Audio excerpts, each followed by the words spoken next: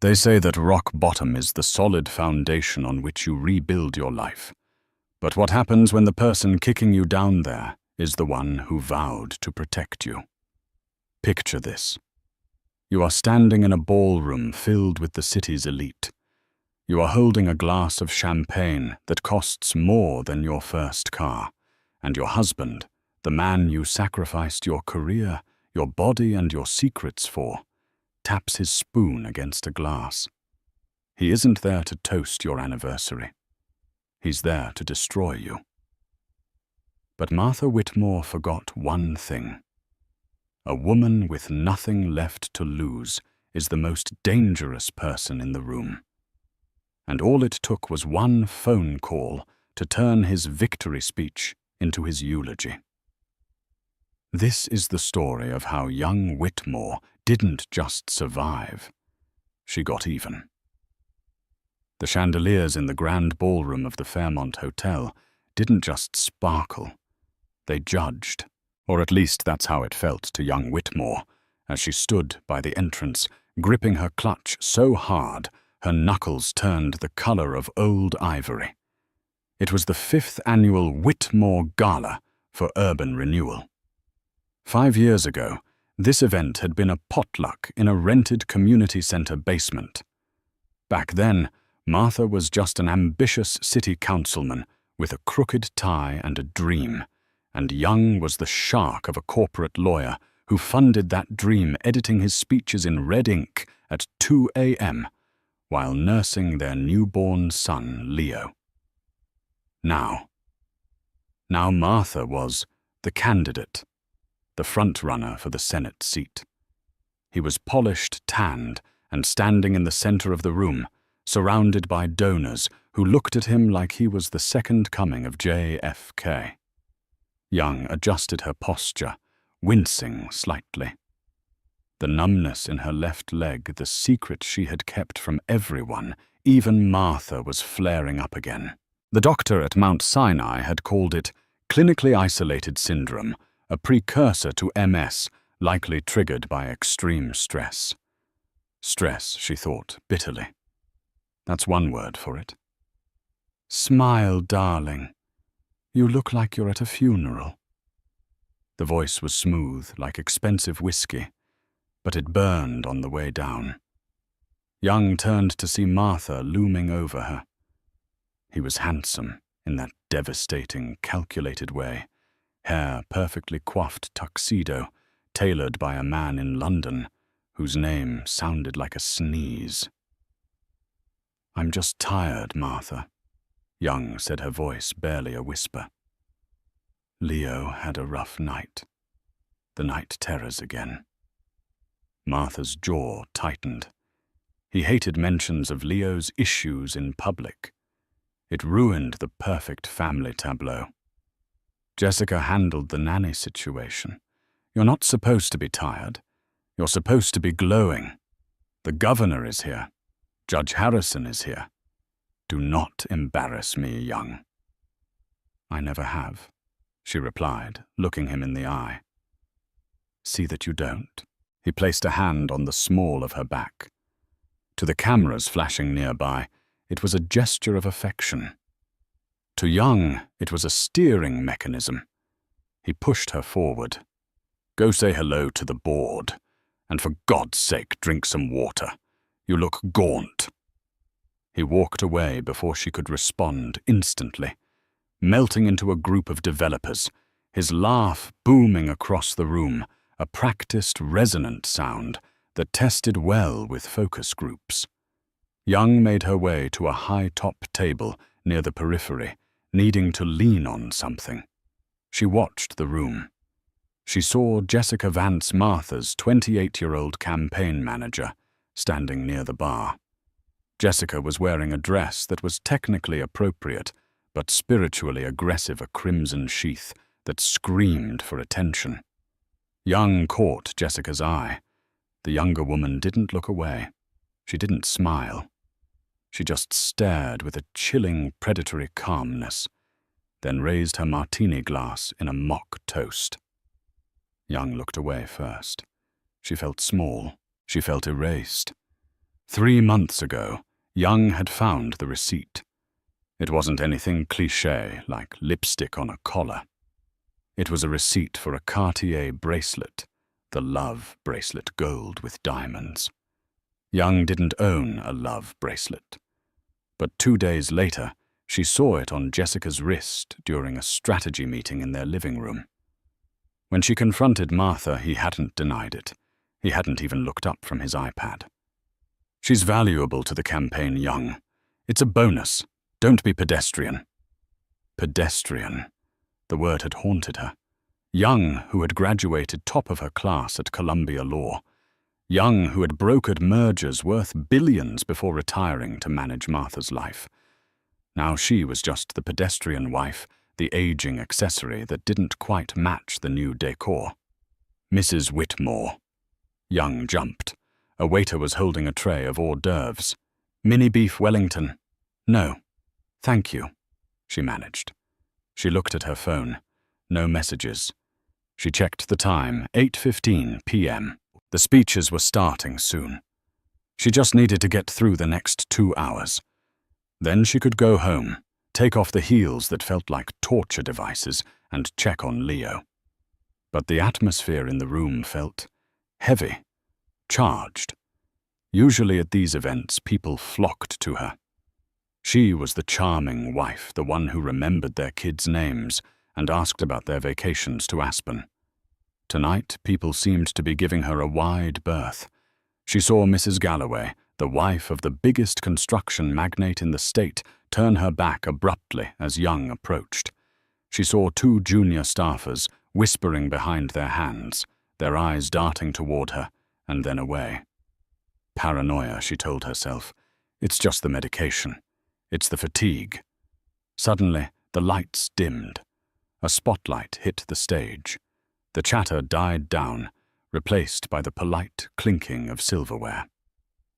"Ladies and gentlemen," the announcer's voice boomed, "please welcome the man of the hour, the future of our great state, Martha Whitmore." The applause was thunderous. Martha bounded onto the stage, energetic and youthful. He adjusted the microphone, waiting for the applause to die down, exactly 4 seconds, the psychological sweet spot, before smiling. "Thank you," he said, his voice warm and humble. "Thank you all. We are here tonight to build a future, to build a foundation." He went through his standard stump speech. He charmed. He joked. He spoke about infrastructure and education. Then his tone changed. He looked down at the podium, then out into the crowd. He looked sad. He looked like a man carrying the weight of the world. "But we cannot build a future if we are not honest about the present," Martha said, his voice dropping an octave. "We talk about transparency in government, but transparency must start at home." Young's stomach dropped.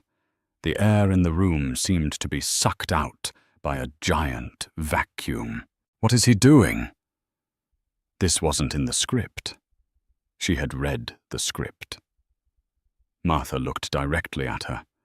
The spotlight swung around, blinding her.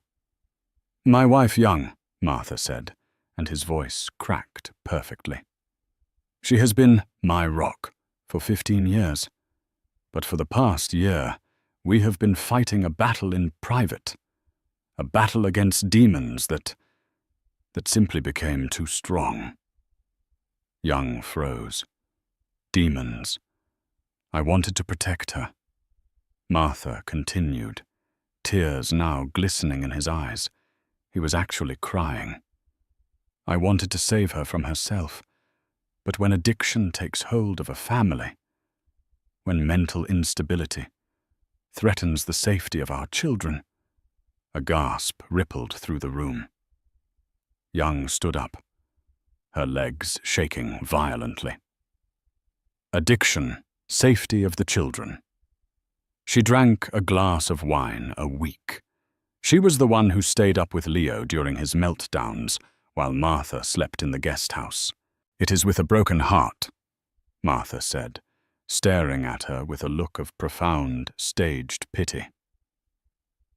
"That I must announce that Young and I will be separating. I will be seeking full custody of our son for his own protection, while Young gets the help she so desperately needs at a facility we have selected for her." The room went silent. Dead silent. Young felt the blood drain from her face. This wasn't a divorce announcement. This was an execution. The silence that followed Martha's declaration was heavier than the crystal chandeliers overhead. It was a physical weight pressing down on Young's chest, making it impossible to breathe.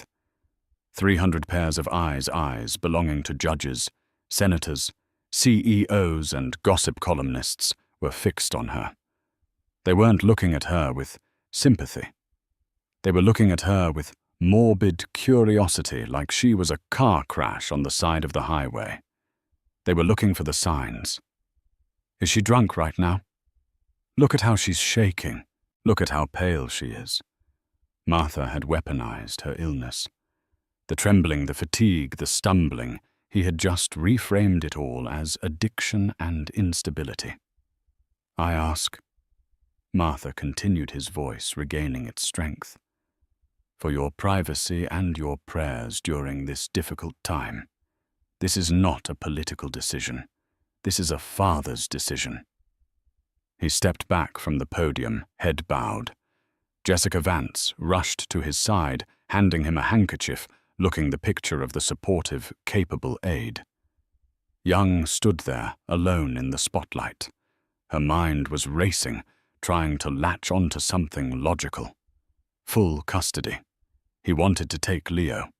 He wanted to take her son, the boy who only calmed down when Young sang Blackbird to him, the boy who couldn't handle loud noises or changes in routine. Martha didn't even know the name of Leo's occupational therapist. Martha treated Leo like a broken prop that needed to be hidden away. He's discarding me, she realized with a cold, terrifying clarity. He has the donor money. He has the poll numbers. I am the last loose end. She looked around the room. She saw Judge Harrison shaking his head sadly. She saw her friends looking at their plates. No one moved toward her. She was radioactive. She needed to leave. She needed to get out of this room before she screamed or collapsed. She turned, her movements jerky and uncoordinated due to the shock and the neuropathy in her leg. As she took a step, her heel caught on the edge of the carpet. She stumbled. It wasn't a bad fall. She caught herself on the back of a chair. But in that silent judging room, the sound of the chair scraping against the floor sounded like a gunshot. "Oh dear," someone whispered loud enough to be heard. "She can barely stand." "Tragic," another voice murmured. "Absolutely tragic." Humiliation, hot and acidic, flooded her veins. Martha watched her from the stage. He didn't move to help her.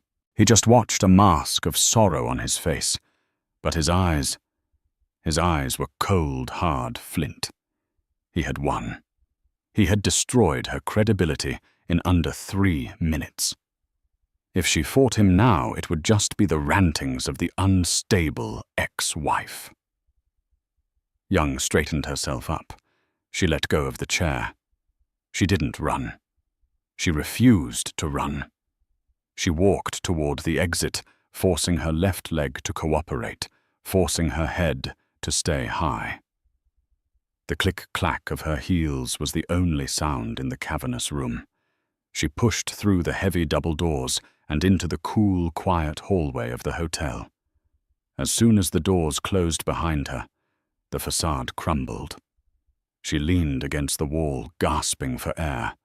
Her hands were shaking so badly, she couldn't unclasp her clutch. He's going to take Leo. She had to call her lawyer. She had to call her brother.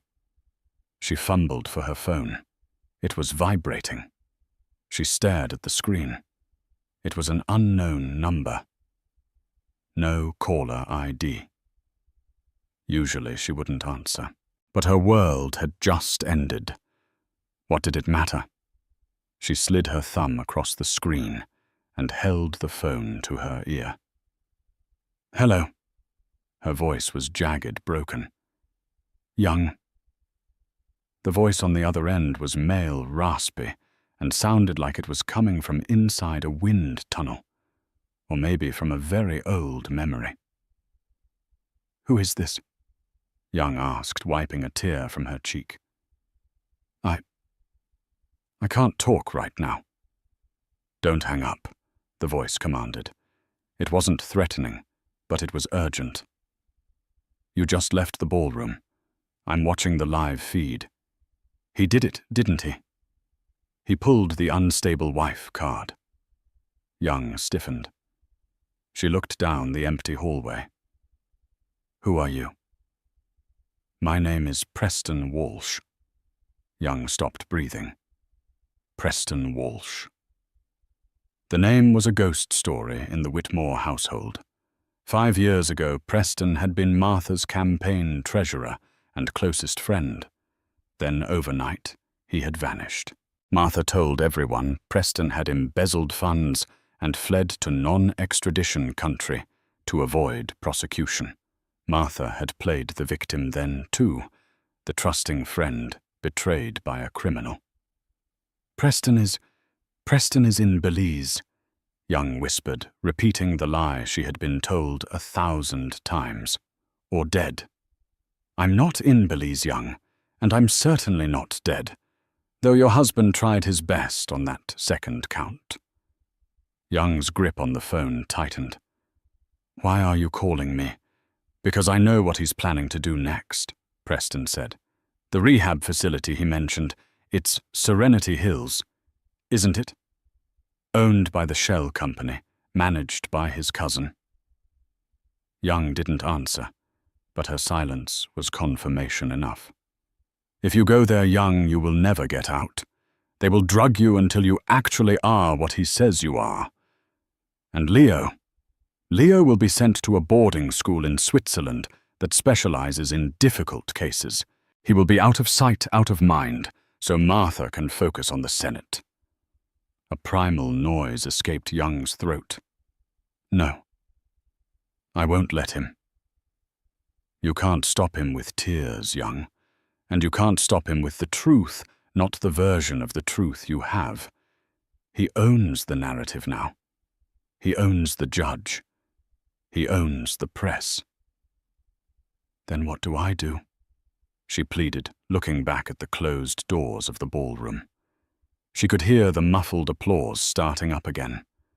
Martha was likely accepting an award on her behalf. "You need to nuke the narrative," Preston said. "I have something. I've been holding on to it for 5 years, waiting for him to make a mistake. Tonight, when he went after you publicly, that was his mistake. He got arrogant." "What do you have?" "I have the ledger. The real ledger. Not the one he showed the FEC. And I have the recording from the night the girl died." Young felt the hallway spin. "What girl?" "Turn around, Young." Young turned. At the far end of the hallway, standing near the service elevators, was a man in a wheelchair. He was older than she remembered his face, scarred, wearing a faded baseball cap. He held a phone to his ear. "Walk to me," Preston said through the phone, though she could see his lips moving down the hall. "We have about 5 minutes before his security detail realizes you're not in the bathroom. If you want to keep your son, if you want to bury Martha Whitmore, you need to come with me right now." Young looked at the ballroom doors. Inside was her husband, the man who had promised to love her in sickness and in health, currently cementing her destruction. She looked at the scarred man in the wheelchair.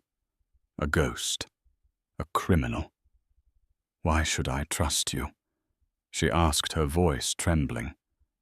Preston lowered the phone. He spoke loud enough for his voice to carry down the marble corridor. "Because, Young, I didn't embezzle that money. I was the one who found out, He was using campaign funds to pay off the family of the girl he hit with his car in 2019. And when I tried to stop him, my brakes failed on the I-95. He tapped his paralyzed legs. He took my legs, Young. Don't let him take your son. Young didn't hesitate anymore. She kicked off her heels. She left them lying on the expensive carpet like dropped weapons. She walked toward Preston Walsh. "Where are we going?" she asked as she reached him. Preston pressed the elevator button. "Back inside." Young stared at him. "What? You're not running away, Young. That's what a guilty person does." "We're going back inside. I have a flash drive, and I know for a fact that the AV guy in the booth is an unpaid intern who hates Martha." The elevator doors chimed open. "We're going to crash the party," Preston said, a dark smile forming on his scarred face. "Ready for your rebuttal." Young thought of Leo. She thought of the love bracelet on Jessica's wrist. She thought of the unstable label stamped on her forehead. She stepped into the elevator. "I'm ready." The service elevator smelled of stale coffee and industrial cleaner, a stark contrast to the lavender-scented air of the ballroom, but to Young it smelled like oxygen, like truth. She stood barefoot on the metal floor, her expensive gown trailing in the dust. Beside her, Preston Walsh sat in his wheelchair, his knuckles white as he gripped the armrests. Up close, the damage Martha had inflicted was undeniable. A jagged scar ran from Preston's hairline to his jaw. His legs, once capable of running marathons, were wasted away beneath his trousers. "He told me you stole from the pension fund." Young said, her voice quiet. The elevator hummed as it ascended toward the mezzanine level which overlooked the ballroom. "Martha is a storyteller." "Young," Preston replied, his eyes fixed on the floor indicators. "He tells the story that fits the moment. With me, it was embezzlement. With you, it's insanity. He needed me gone because I saw him hit Maya Lin." "Maya Lin?" Young frowned. The name sounded vaguely familiar. "The volunteer. The one who went missing 3 years ago." "She didn't go missing. She went through the windshield of Martha's S-Class at 2 a.m. after the primary victory party. He was drunk. He wasn't supposed to be driving. I was following behind in my car to make sure he got home. I saw it happen." Young felt bile rise in her throat. She remembered that night. Martha had come home at 4 a.m. pale and shaking, claiming he had eaten bad shellfish. He had spent the next 3 days in bed. "He made me help him move the car." Preston continued, his voice devoid of emotion, like he had replayed this trauma 1,000 times. "We paid off a corrupt cop to lose the report. We paid the family an anonymous settlement from the campaign slush fund. That's the money I supposedly stole. But I kept a copy of the dashcam footage from my car. I told Martha I destroyed it. But he never believed me. That's why my brakes failed a week later." The elevator dinged. They were on the second floor. "Why wait until now?" Young asked, stepping out and holding the door for his chair. "Because until tonight, you were on his team. You were the formidable Mrs. Whitmore. If I came to you, you would have turned me in to protect your family. But tonight he discarded you. He made you a liability, and a liability is just a loose end waiting to be cut." Preston stopped his wheelchair and looked up at her. "Young, your leg. The numbness. What about it? Does Martha make you a nightly herbal tea for your nerves?" Young froze. "Every night. For the past 6 months. It was a ritual. Drink this, darling. It'll help you sleep." "Yes," she whispered. "Thallium," Preston said grimly. in microdoses. It mimics autoimmune disorders, numbness, fatigue, hair loss, confusion. He hasn't been caring for you, young. He's been poisoning you, just enough to make you look sick, but not enough to kill you. Yet. The world tilted on its axis. The clumsiness, the brain fog. It wasn't stress. It wasn't MS. It was Martha. He had been slowly killing her while smiling in her face. A fury cold and sharp as a diamond crystallized in Young's chest. The fear vanished. The sadness evaporated. All that was left was a burning need for nuclear retaliation. "Where is the AV booth?" Young asked. "End of the hall. The tech lead is a kid named Ben. I hired him as an intern 5 years ago. He knows what Martha is. He just needs a push." They moved down the hallway. Below them, through the glass railing, they could see the ballroom. Martha was still on stage, bathing in the adoration of the crowd. He was holding up a photo of Leo. "I am doing this for my son." Martha's voice echoed through the speakers, distorted slightly by the distance. "To give him a stable father." Young didn't look down. She marched to the door marked audio/visual, staff only, and pushed it open. Inside the room was dark, lit only by the glow of a dozen monitors. A young man with messy hair and a headset was tapping furiously on a tablet. He jumped when the door opened. "Hey, restricted area, you can't." The young man stopped. He saw young Whitmore, barefoot and disheveled. Then he saw the man in the wheelchair. "Mr. Walsh," the kid gasped. I heard you were in Belize." "Plans changed, Ben," Preston said, rolling into the room. "We're doing a remix, tonight." Ben looked from Preston to Young. He looked at the monitors showing Martha's face. He looked at the security feed, showing 2 large men in earpieces scanning the lobby, clearly looking for Young. "They're looking for her," Ben said nervously. "If I mess with the feed, I'll lose my job. I'll get blacklisted." Young stepped forward. She placed her hand on the console. "Ben," she said. Her voice was steady, commanding the voice of the lawyer who used to terrify CEOs. "If you don't do this, Martha Whitmore becomes a senator. And if he becomes a senator, he becomes untouchable. You know what he is. Preston told me you know." Ben swallowed hard. He yelled at me once. Threw a hot coffee at me. Because the mic feedbacked. Burned my neck. He poisoned his wife, Preston added casually. And he killed a girl. Ben's eyes widened. "This drive." Preston held up a small silver USB stick. "It contains a video file. I need it on the main projector. And I need the audio piped through the main array. Max volume. Can you do it?"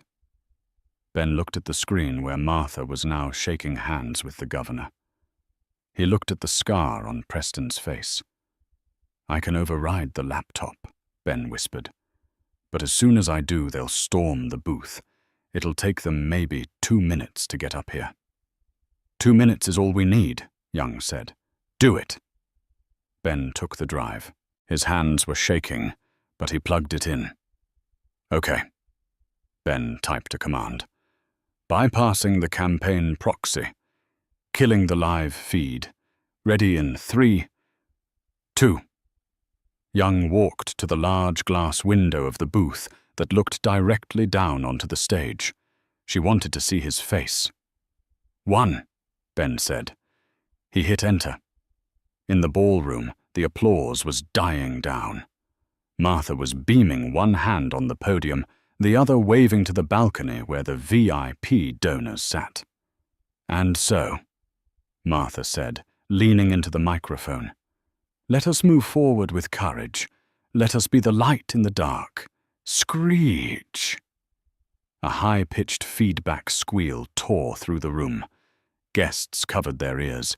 The crystal glasses on the tables vibrated. Martha frowned, tapping the microphone. Can we get some tech support, please? He chuckled, trying to diffuse the tension. Even the best technology has hiccups, right? Suddenly, the giant screen behind him, which had been displaying the campaign logo, a stylized sun rising over a field, flickered black. The room murmured. Jessica Vance, standing near the stage steps, spoke hurriedly into her headset. "Cut the feed. Go to the backup. What is going on?" Then a sound filled the room. It wasn't music. It wasn't a speech. It was the sound of wind.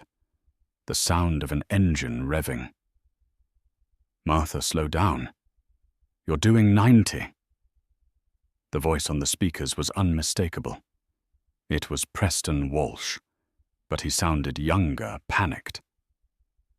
"Shut up, Preston. I'm fine. I'm the best driver you know."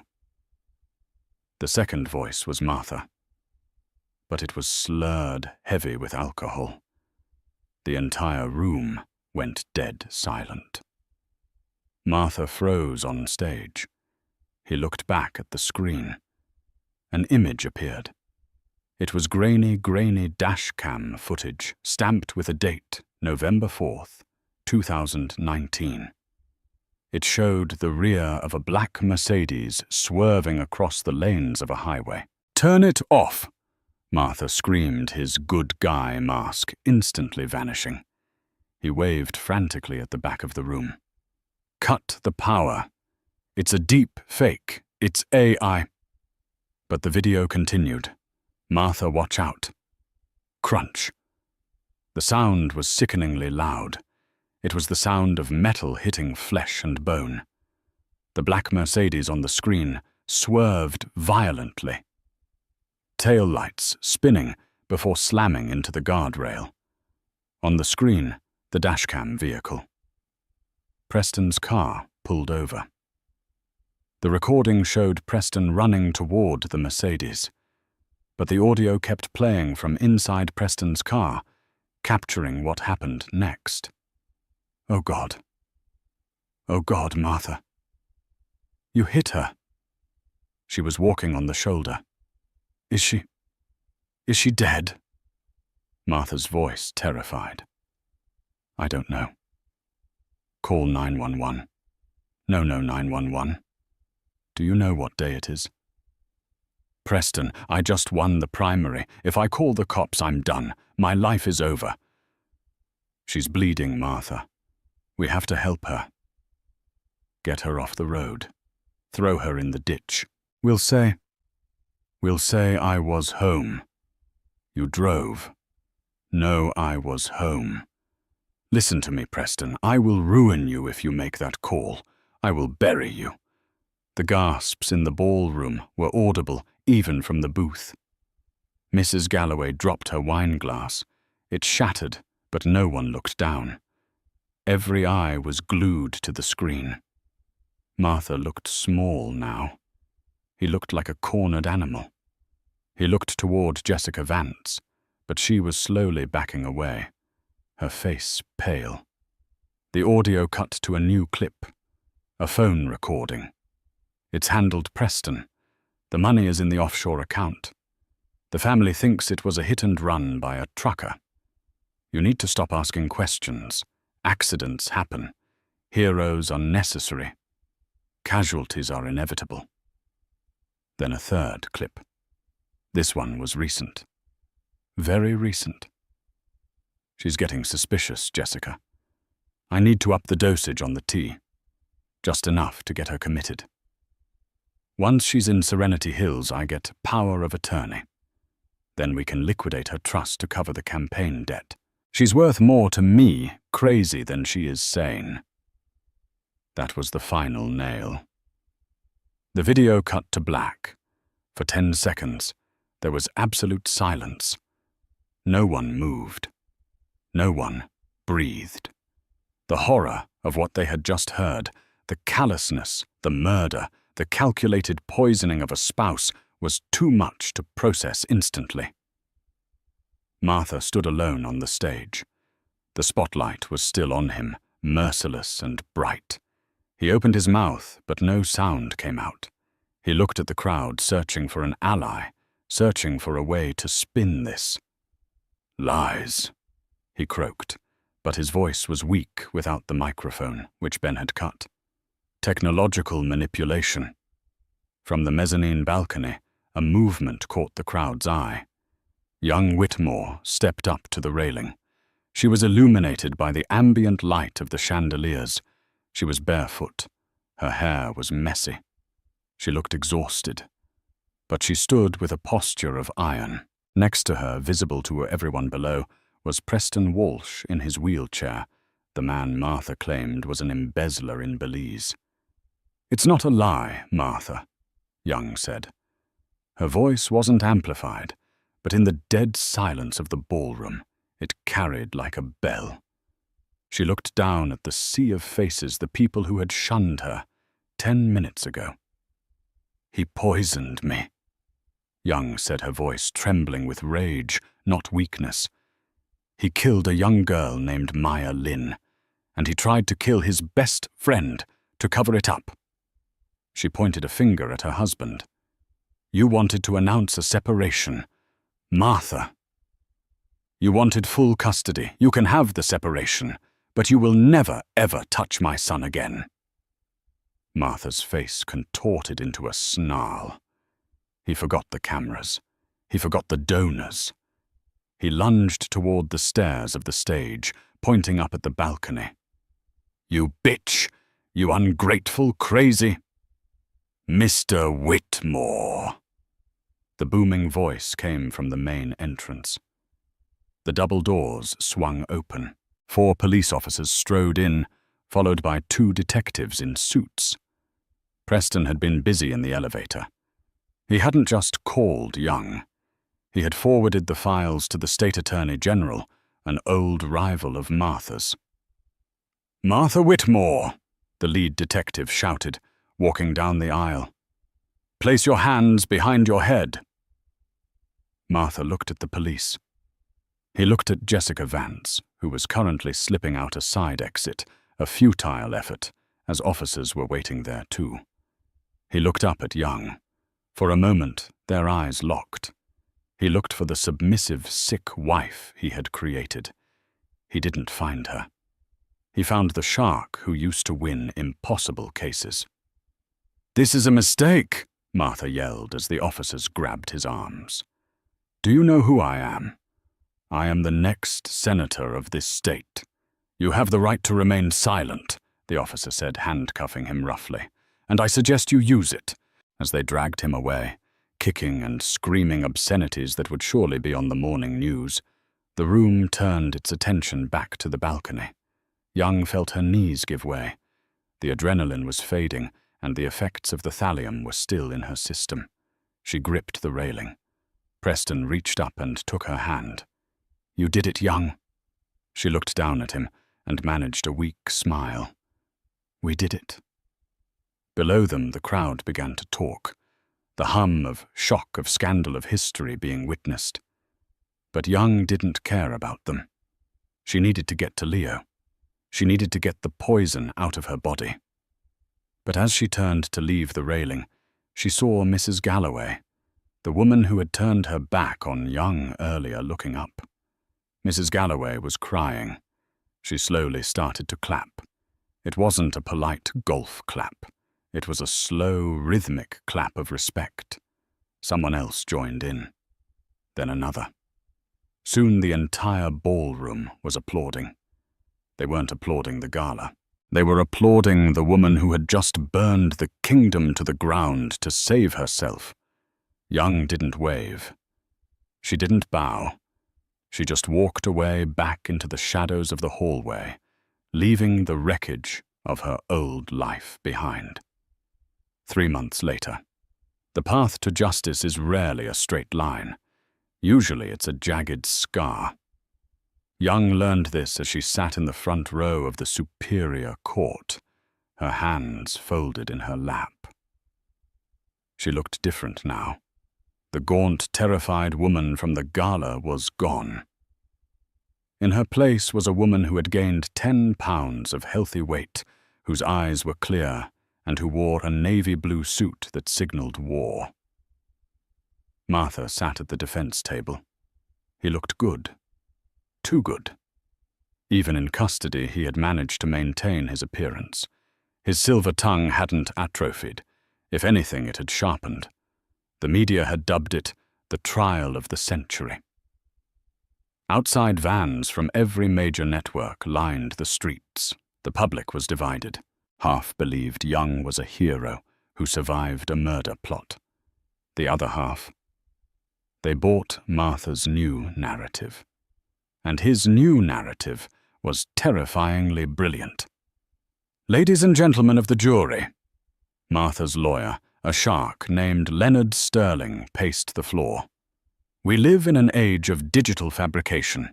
We live in an age where you can make the Pope endorse a brand of sneakers with a few clicks of a button." Sterling pointed a finger at Preston Walsh, who sat in the gallery watching grimly from his wheelchair. "The prosecution wants you to believe a video file provided by a disgruntled fired employee, a man who blames Martha Whitmore for his own tragic accident. They want you to believe audio clips that were found on a flash drive. But we have expert witnesses, 3 of them, who will testify that the metadata on those files is corrupt, that the audio signatures show signs of AI synthesis." Young felt a cold knot in her stomach. It was the deep-fake defense. It was the nightmare scenario Preston had warned her about. Because the original dashcam SD card had been damaged in Preston's crash, they were relying on the digital copy. It was enough to create reasonable doubt. Martha turned to look at Young. He winked, a tiny, almost imperceptible wink. "I'm going to get away with it," his eyes said. "And then I'm coming for Leo." The prosecution, led by District Attorney Reynolds, called their witnesses. The toxicologist confirmed thallium was in Young's hair, but Sterling countered on cross-examination. "Is it not true, doctor, that thallium is also found in certain rat poisons? And is it not true that Mrs. Whitmore was gardening heavily during her mental breakdown? Could she not have accidentally exposed herself? It's possible but unlikely given the levels." "Possible." Sterling interrupted. "Thank you." Day by day, Young watched the case crumble. Martha's team painted her as a paranoid, unstable woman who fabricated a conspiracy with Preston to destroy a cheating husband. They admitted the affair with Jessica that was undeniable, but they spun it as a moral failing, not a crime. "He's a cheater," Sterling argued, "not a killer." By the end of the second week, the jury looked skeptical. They looked tired. Martha was winning. "We need a Hail Mary," Preston told Young during the recess. They were in a private witness room. "Sterling is eating the forensic evidence alive." "Where is Jessica?" Young asked. "She's the key. She was there. She saw him dose the tea." "Jessica is in the wind," Preston said, rubbing his temples. "Her lawyer says she's pleading the fifth." "She's terrified, Young. She knows what Martha is capable of. She thinks if she talks, she ends up like Maya Lin." "She needs to know she's not safe either," Young said, standing up. "Get me her number, her burner number." "Young, you can't contact a witness. It's witness tampering." "I'm not going to tamper with her," Young said, her voice hard. "I'm going to save her." Young didn't call. She knew Martha's associates would be monitoring the lines. Instead, she drove to the one place she knew Jessica went when she was stressed, the St. Jude's Chapel on the East Side. Jessica wasn't religious, but she was superstitious. Young had seen her go there before big campaign speeches to light a candle for luck. Young found her in the back pew wearing a hoodie and sunglasses, looking nothing like the crimson-clad vixen from the gala. She looked like a child. Young slid into the pew behind her. "He's going to win, isn't he?" Jessica whispered, not turning around. She knew who it was. "He might," Young said. "And if he wins, he walks. And if he walks, do you think he'll let you live, Jessica? You're the only one left who knows about the tea. You're the loose end." Jessica's shoulders shook. "I didn't know about the girl. Maya. I didn't know he killed her until the video." "But you knew he was poisoning me." Jessica turned around. Her face was pale, devoid of makeup. "He told me it was just sedatives, to keep you calm, so the divorce would go smoothly. I didn't know it was thallium until I saw your hair falling out. You watched me die, Jessica." Young said, her voice trembling with suppressed rage. "You wore my jewelry and watched me die, but I'm not here to judge you. I'm here to tell you that Leonard Sterling isn't protecting you. He's paid by Martha. He's stalling until the trial is over so they can deal with you quietly." Jessica began to cry. "I can't testify. I have nothing. No proof. It's my word against his." "You have the bracelet," Young said softly. Jessica looked down at her wrist. The Cartier love bracelet was gone. "I sold it." Jessica sniffed. "Not that bracelet," Young said. "The other one. The one Martha doesn't know about." Jessica froze. She looked at Young with wide eyes. "I checked the household accounts, Jessica. I know Martha paid for your apartment. I know he paid for your car. But there was a withdrawal 3 weeks ago. $10,000 in cash. Martha didn't authorize that. You did. You were stealing from him." "I was saving up to run away," Jessica hissed. "Exactly." Young leaned forward. "You were stealing from the campaign funds. That makes you an accomplice to embezzlement. Unless what? Unless you turn state's evidence. You give them the insurance." "I don't have insurance." "Yes, you do." Young bluffed. She stared deep into the younger woman's eyes, channeling every ounce of confidence she had left. "Martha is a narcissist. He keeps trophies. He kept the dash cam video. He kept the thallium bottle. Where is it, Jessica? Did he give it to you to dispose of? And you kept it, didn't you, because you knew one day he'd turn on you?" Jessica's breath hitched. Young had guessed right. "It's in my storage unit," Jessica whispered. "The bottle. And his handwritten journal. The one he uses to track the bribes." Young closed her eyes and exhaled. "Get it. Bring it to court tomorrow, or Martha walks and we both end up in a ditch." The next morning, the courtroom was electric. The defense had rested. It was time for the prosecution's rebuttal. "The people called Jessica Miller," the bailiff announced, using Jessica's real surname. Martha's head snapped up. He looked at his lawyer, Sterling, who looked equally confused. This wasn't on the schedule. Jessica walked in. She wasn't wearing white. She was wearing a black turtleneck and slacks. She looked somber. She carried a sealed evidence bag. When she took the stand, she didn't look at Martha. She looked at the jury. "Ms. Miller," D.A. Reynolds asked, "what is in that bag?"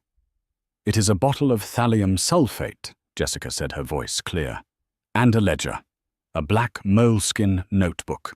"Where did you get these items?" "Martha gave me the bottle to throw in the river 2 days before the gala. He said, the job is done. But I was scared. So I kept it. And the ledger. He kept it in his safe. I knew the combination. It lists every bribe he paid to zoning commissioners. It lists the payout to the police sergeant who buried the Maya Lin file. And Jessica paused, looking directly at Martha for the first time. It lists the withdrawals from the Leo Whitmore Trust. Martha stood up. She's lying. She's a thief. She's trying to frame me. Sit down, Mr. Whitmore. Judge Harrison banged his gavel. Miss Miller, the DA continued, why did you decide to come forward today? You had immunity before, but you refused to speak. Jessica took a deep breath. She placed a hand on her stomach. Because yesterday, I went to the doctor. The room went silent. I'm pregnant, Jessica said. It's Martha's. A collective gasp swept through the room like a gust of wind. Young, sitting in the front row, felt her heart stop. A baby. He had started a new family while trying to murder his old one. I realized, Jessica continued, tears streaming down her face, that if he could do that to Leo's mother, what would he do to me? What would he do to this child if we became inconvenient? She opened the ledger to a marked page and held it up. He didn't just steal from donors, Jessica said. He emptied his son's trust fund. Leo has nothing left. Martha spent it all on the campaign and on hush money. The jury looked at Martha. The deep fake doubt was gone. The mental illness defense was dead. They weren't looking at a politician anymore. They were looking at a monster who stole from his disabled son and poisoned his wife. Martha slumped in his chair. Leonard Sterling closed his briefcase. He knew it was over. But the twists weren't done. During the cross-examination, Martha, representing himself after firing Sterling in a fit of rage, tried to salvage the situation. You're lying about the baby, Martha sneered at Jessica. You're doing this for sympathy. I'm not, Jessica said calmly. And I'm not the only one you stole from Martha. Do you recognize the name Emerald Holdings in your ledger? Martha went pale, paler than Young had ever seen him. That's a shell company. No, Jessica said. It's not. I looked it up. Emerald Holdings isn't a shell company. It's a holding firm owned by the cartel of Sinaloa. You weren't just laundering campaign funds, Martha. You were washing drug money. The courtroom erupted. The judge was banging the gavel so hard the handle cracked. Young sat back in her bench. Drug money. That explained the desperation. That explained why he couldn't just divorce her. He needed the spousal privilege. He needed the clean image. If he lost the election, he wasn't just facing jail time for fraud. He was facing a cartel hit squad for losing their investment. Martha looked at the back of the room. Two men in dark suits who had been sitting quietly in the back row every day stood up and walked out. They weren't reporters. They weren't fans. Martha started to shake. He turned to the judge. I want to plead guilty, Martha stammered, sweat pouring down his face. I want protective custody, solitary confinement. Now please. He realized too late that prison was the only safe place left for him. Young watched him unravel. The man who had controlled her life, who had made her feel small and insane, was now begging to be locked in a cage.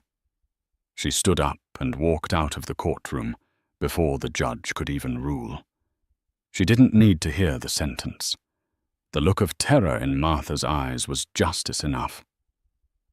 Outside on the courthouse steps, the air was crisp. Preston was waiting for her at the bottom of the ramp. Did you hear? Young asked. The cartel connection here. Preston smirked. Jessica really dropped the nuke. What happens to her? Witness protection, probably, especially with the baby. Young looked up at the sky. And us. Preston spun his wheelchair around. Well, Martha's assets are frozen. The trust is gone. The house will be seized. I don't care about the house, Young said. She reached into her purse and pulled out a single crumpled piece of paper. It was a drawing Leo had made that morning, a drawing of a bird flying over a wall. I have my law degree, Young said. I have my son, and for the first time in 15 years I have the truth. She began to walk down the street, the wind catching her hair. She wasn't Mrs. Whitmore, the senator's wife, anymore. She was just young, and she was free. Martha Whitmore was granted his request for solitary confinement, though not for the reasons he hoped. He is currently serving 3 consecutive life sentences at a maximum security federal penitentiary. To this day, he refuses to go into the general population, terrified that the reach of the Sinaloa cartel extends beyond the prison walls. He spends 23 hours a day in a 6x8 cell, the same size as the walk-in closet where he used to hide his illegal ledger. Jessica entered the Witness Protection Program 3 weeks after the trial. She gave birth to a baby girl in a quiet town in Montana.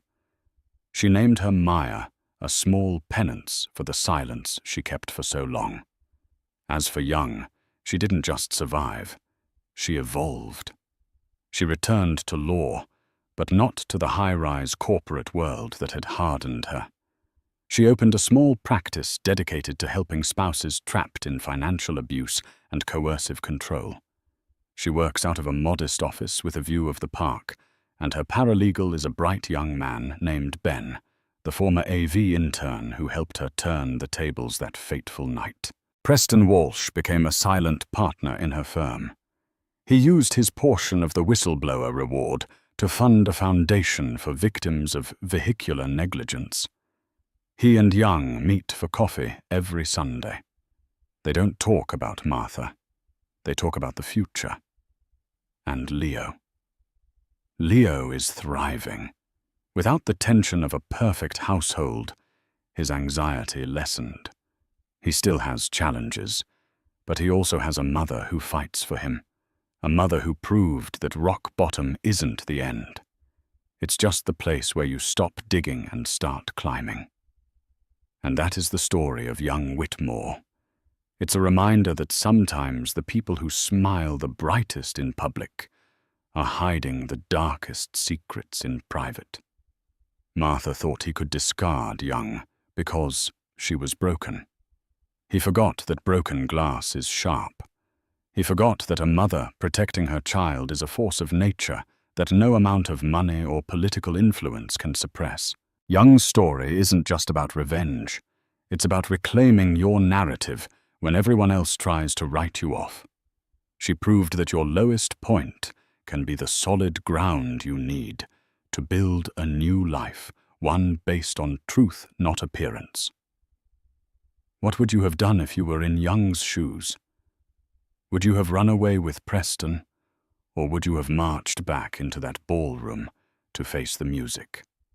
Let me know in the comments below. I read every single one. If this story had you on the edge of your seat, please hit that like button. It really helps the channel grow and lets me know you want more stories like this. And if you haven't already, smash that subscribe button and turn on the notification bell so you never miss a twist. We have an even crazier story coming up next week about a lottery winner whose family vanished the day the check cleared. You do not want to miss it. Thanks for watching and stay safe out there.